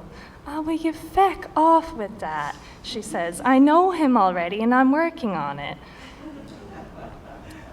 The day comes, and she has made herself a boat of seaweed and reedgrass. Reinforced with the power of divine love, it is strong enough to reach the other shore. her dad launches the boat. She lands at the Isle of Skye alone. She nods back at Labar across the sea, and then she lights herself a small fire. A campfire at first, which becomes brighter and lighter as she adds homemade plant brews to the fire. She had smuggled them away on her boat within a little hemp-sewn bag. Eventually it burns, bright and endless, bonfire of feminine light, divine creation. Yet these Ulstermen keep popping up saying, "Hey, it's a sunny day, let's sing morning songs together and put our hands in the soil." Or, "Wow, what powerful moonlight, let's swim naked in the sea together and sing songs of twilight." She feels their push and their pull and their building fires, but she stays to tend her own. She has watched her Ulstermen back home. Concobar has seen her flame across the sunrise of the horizon of the Irish Sea from his home up in the hills. Nisha has meditated upon it late at night before a hunt from his home within a rock cave by the sea. Both men have felt changes within themselves. Lately, Concobar has noticed that everyone around town has been a bit dazzled by him, like his radiance is growing, like the people of Ulster can now feel his light and are grateful, deeply grateful for the good he does for them. He thinks it must have to do with Deirdre leaving Ireland, and how he's been watching that flame on the horizon now instead. Nisha has been feeling very creatively inspired recently. Since Deirdre left, he has written beautiful and deep love songs and felt the strings of his heart vibrate with some sort of intensity he never thought possible before. He thinks perhaps his meditations on this flame have inspired this effect. About 700 years passed to this effect. Then one day in 2024, Nisha and Concobar realized that while they had been meditating on this flame, their own radiance building, a dark cloud has surrounded Ulster. It seems to have blown in from foreign shores, and it does not feel like a misty valley-born good old Irish rainstorm. It feels chemical in origin. Giant blue metal machines scan the skies, spraying. It has blocked out the horizon and Deirdre's flame from the Isle of Skye. Both of them realize it is now time to get up from lotus position, to abandon the heart momentarily and pick up the spear, the hoe, and the walking stick.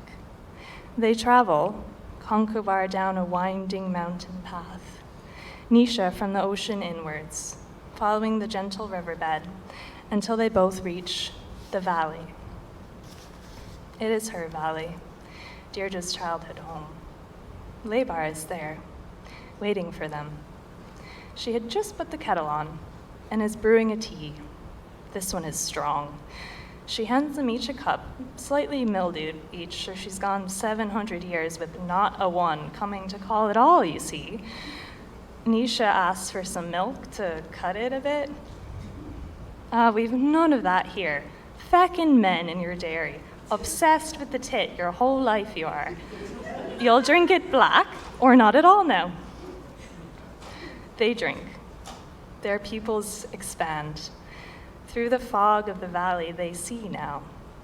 They see out towards the sea, the ocean, the horizon, her island, and her flame. And as they continue to look, their seeing clears the clouds around them. Chemical oppression that kills the body, fog which dulls the mind, cold which chills the spirit are lifted.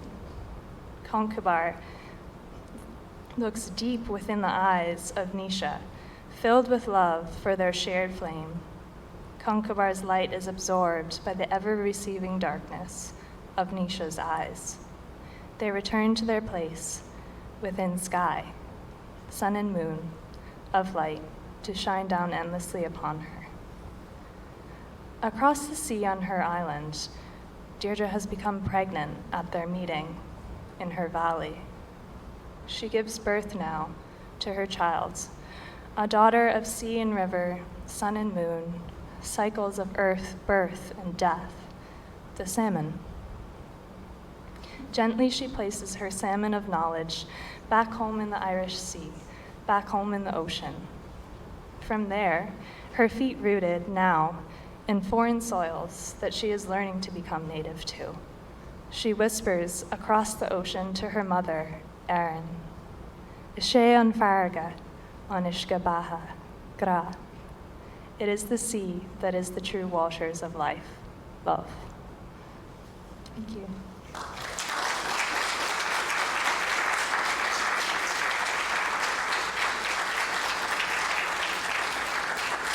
We're going to have Chris Essler out to tell you all the story now.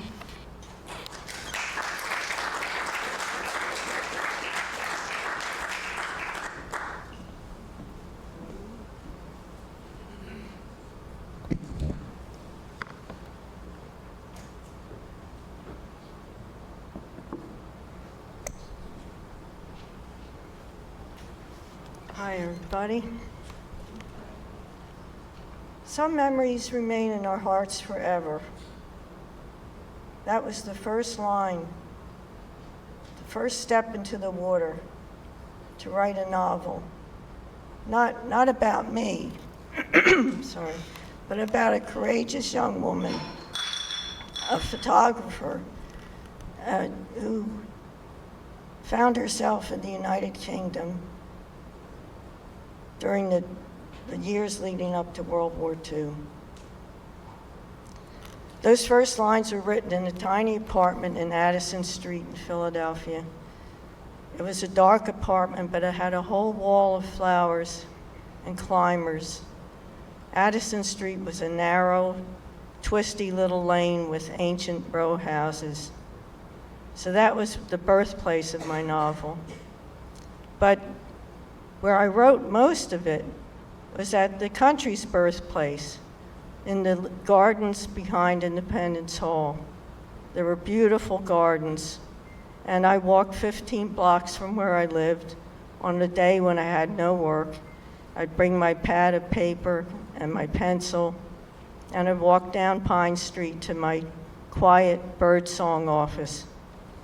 Only the occasional tourist would ask me what I was up to. I was a history war buff, but I had a lot to learn. Since she was a photographer in the 30s, I had to figure out how were cameras constructed back then. How did you take a picture? How were photos developed? My heroine, Imogene, lived in the fictitious Scottish village of Gallingry. Her grandmother took care of her. Her father was far off somewhere in Scotland, working with a team of scientists to perfect radar. Her mother was far off in another way. So Imogene was closest to her grandmother. I did a lot of research in the Philadelphia Library. And then as time went on, I made many trips to England. And I spent a lot of time in the British Museum newspaper library, which wasn't in the British Museum. It was in some building way out of London near an airport. And I'd go there and I'd study microfiche, which back then was images of old newspapers in the 30s. I went through miles of it. And then I got every book on the London Blitz I could find. And I studied Churchill extensively. I learned the names, the policies, positions of leaders in the government at that time. But there was another part of the story. When Imogene lived in Gallingry, she made friends with a boy her age named Johnny. They had a lot of good times together. When she revisited her grandmother as an adult, she reunited with him. He had been a divinity student who was heading for missionary work in some far-off country. You can probably predict the story at this point. They fall in love. Never having been a person of religious upbringing in my family, now I had to get a copy of the Bible and figure that one out. The book was growing to an enormous pile of paper. It was mostly handwritten, furiously illegible, and it followed me to England when I moved there for a few years. And I love Thomas Hardy, and I love the English countryside. And I spent most of my days wandering the hills and the footpaths and the cow paths, and I just loved it there. I made good friends there, which are still my good friends to this day. And I worked in the local theater. I was far from libraries. But the marriage didn't turn out to be so good, so I go to New York, and the book follows me. I picked up my old profession of a medical secretary, which I did in Philadelphia, and they told me, after a week, go down to the local bank and open up a checking account, which I did, and I met the love of my life. I eventually became a legal secretary and then a paralegal, and that was an all-consuming activity. I never really had the time, the peace of mind, the organization, the quiet place to devote my attention to that novel. Anyway, after 34 years, my partner, after a long and grueling illness, passed away. I spent another 2 years in New York, and then I retired to my home in Waldoboro. There the book sat again. It moved with me with way too much other stuff. I was looking at it one day, and I thought, what was the dream that I had over 40 years ago on a beautiful spring day? I imagined my picture on the back of a book, a good picture for a change. I thought, well, hey, people are going to read this. They're going to love it. The characters will come alive. Maybe there'll be a movie. Maybe my well-to-do, far-off father would spot the book in the Hilton Head bookshop and be sorry that he ignored me my entire life. So one day I went through a few of the pages. They seemed a bit naive, I don't know, but I found myself packing them into the car. I went to the Waldoboro dump, and I threw them into the mixed paper bin. And as I watched the yellow pages tumbling in, one phrase jumped out at me: unrequited love. It's trite, it has to go. It didn't take me long to realize that here I had a house in Waldoboro, it was quiet, I had a good computer. All these years I let life get in the way of my dreams. There's a postscript to this. A while after that, I found a solitary chapter, a chapter that must have got, I don't know how it got separated from the rest, but it was in an empty box, and I read through it. And it was the chapter where Imogen goes to a Scottish dance and flirts with all the guys, and Johnny comes and just watches her. And it's the chapter where they find that they've fallen in love with each other. Quote, they walk together silently, not quite close, under a knowledgeable moon. I cried.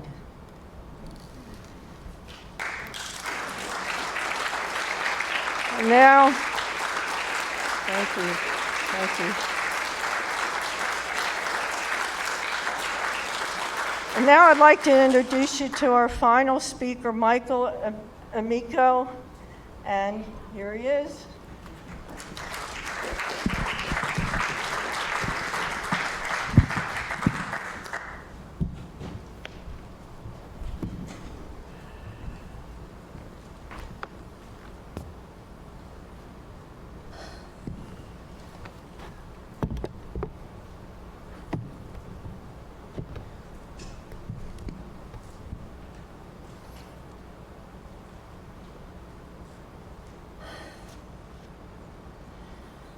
I dreamed I would make a life as an actor on the stage.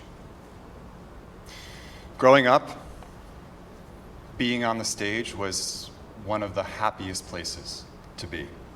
Whether I was acting in a scene or giving a monologue or singing a song.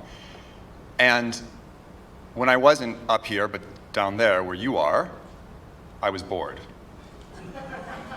I just wanted to be back up here.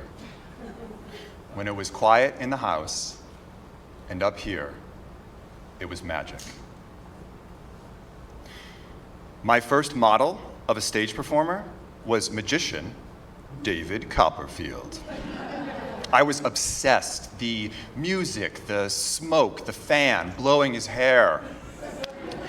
And when I was younger, for years, I would put on holiday and birthday magic shows for my entire family. And then I started doing school musicals, plays, all sorts of shows. They subsumed my life. And when I wasn't on the stage, I was reading. I loved books. I loved coming to know things that others didn't, like learning magic. Books also kept things quiet. All around me, growing up in the house, I heard yelling and fighting. So I took to the stage, or I read a book, tuning out the loud, messy relationship drama of my parents. Books also offered a much more sophisticated understanding of the world than I was seeing.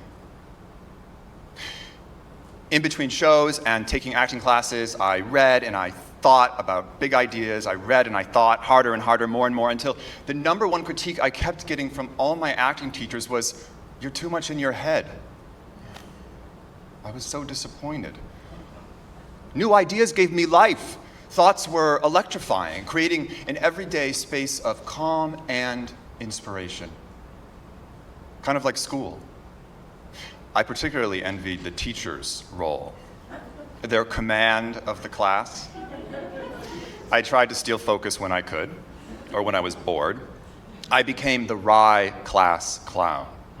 What a power that was. Simply rolling my eyes would make a teacher throw a book across the room. "Mr. Amico, if you roll your eyes at me one more time,"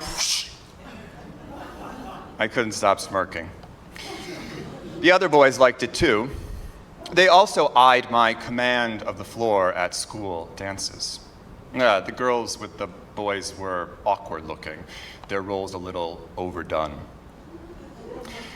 But in the theater circles I was becoming a part of, I was seeing men affectionate with other men, and they were the most civilized and peaceful couples I had ever known. They also weren't boring. And I think they had access to some knowledge that others didn't. But to most other people, they had AIDS or HIV. This was the 1990s, so of course I needed to know more about that. And for my school community service requirement, I volunteered for the local AIDS community services, giving HIV 101 presentations. Once, for Valentine's Day, at my all-boys Catholic high school, on the table at lunch, where we checked to see if any girls from neighboring schools sent us Valentines, I sent 20 of my male friends a Valentine's Day packet with a chocolate heart, a safe sex info sheet, and a condom.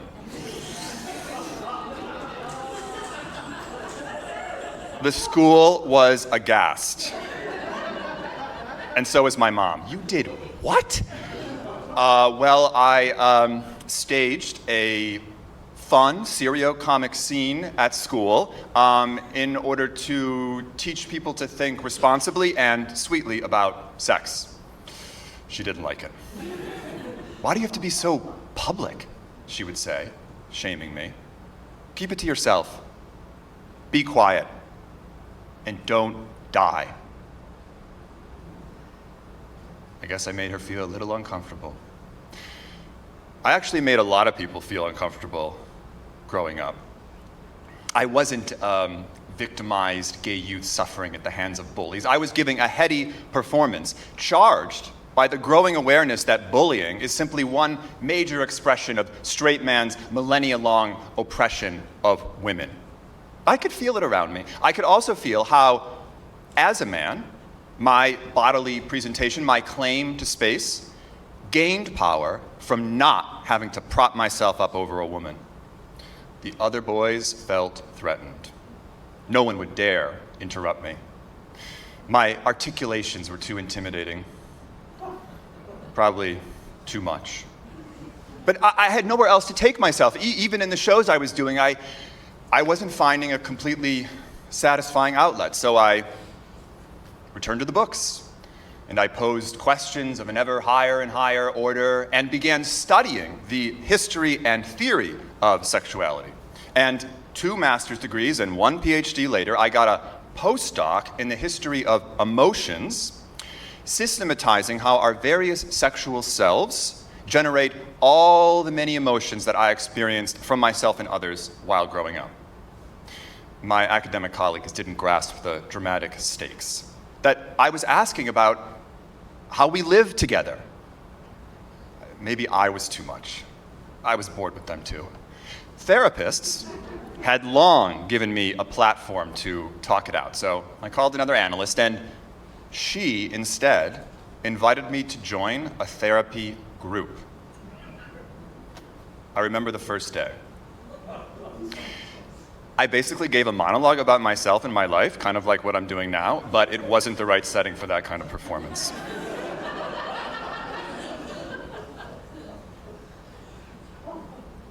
They just stared. And I began to feel really uncomfortable. They stared, and they called me out.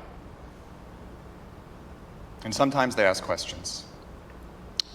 And I began to feel very vulnerable, but also that they were making a space for that vulnerability.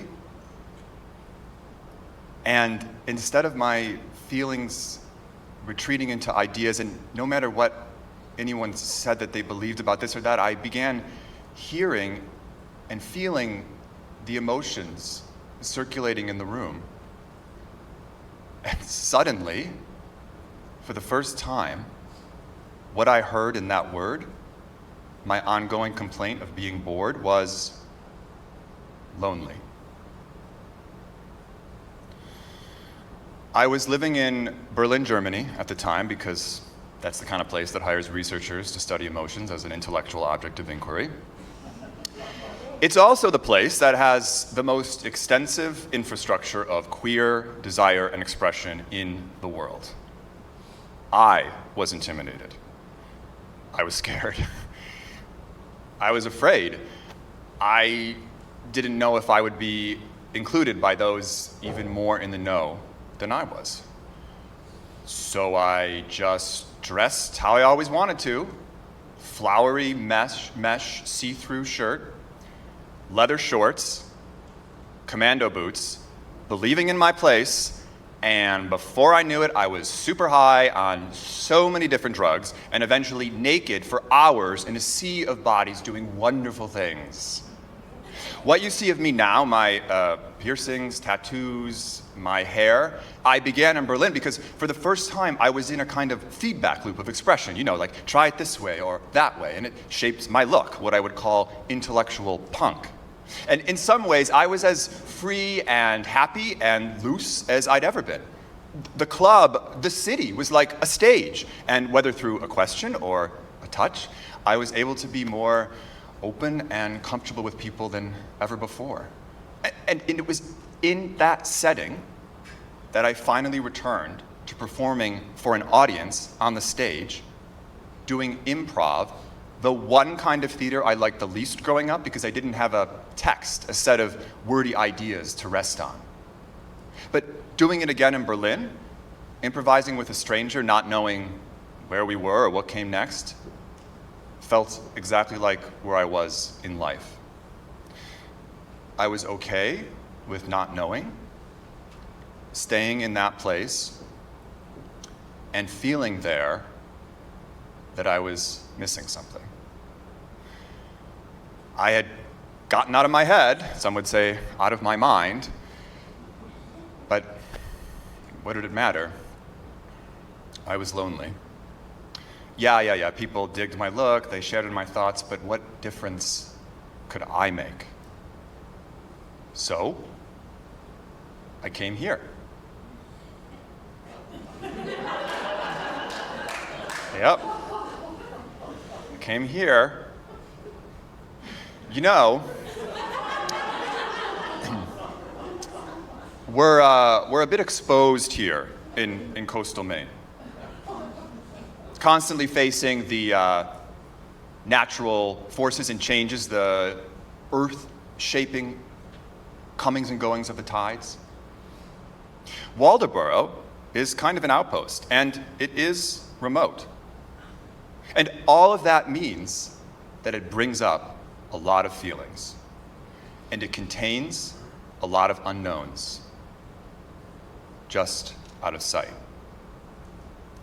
And for some people, that makes them grab a hold strongly to this or that viewpoint or ideology, emotionally pent up around it, so that everybody else knows where they stand. I can relate. Frustrated by the unknowns of the world, wanting to respond immediately, forcefully.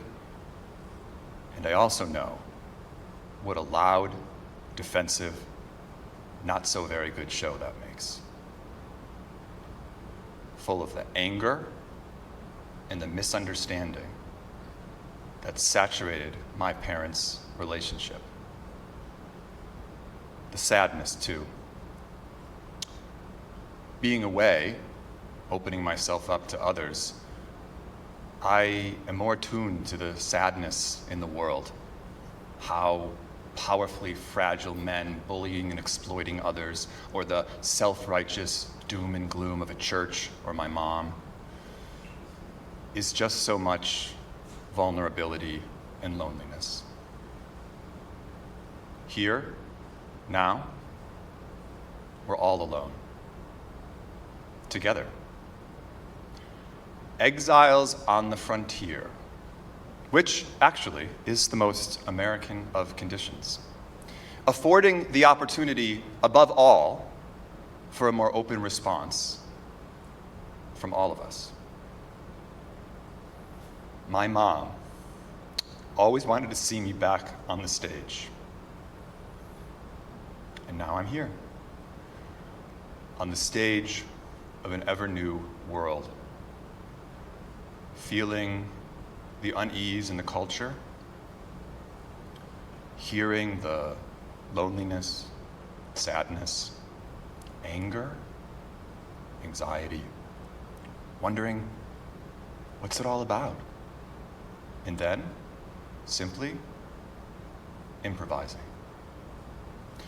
keeping the questions going, creating the mystery, the magic, and the fun.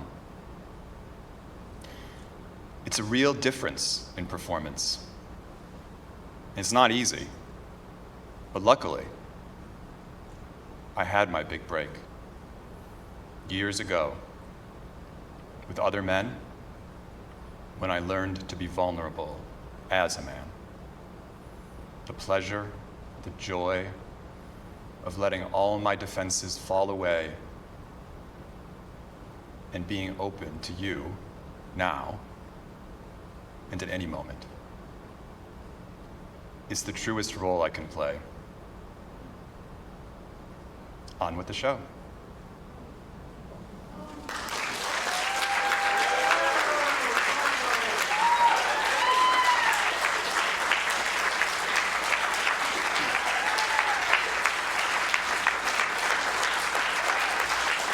Thank you.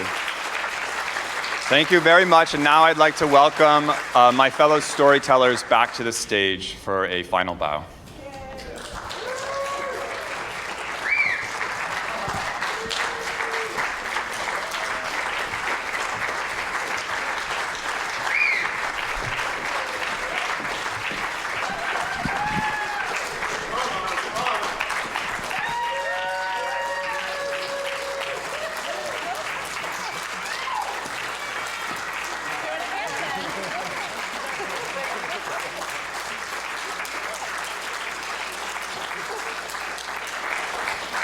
I'd like to thank you all very much once again for being here tonight. I am so thrilled to have participated in this storytelling workshop, which is the brainchild and creation of Mia Bronco, our education director.